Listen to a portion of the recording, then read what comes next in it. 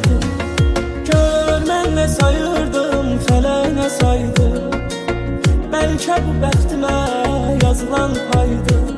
Sən mənim yaramı sızlatmasaydın, sən mənim yaramı sızlatmasaydın, məni sığdırmazdı zaman ayrılığı, məni sığdırmazdı zaman ayrılığı.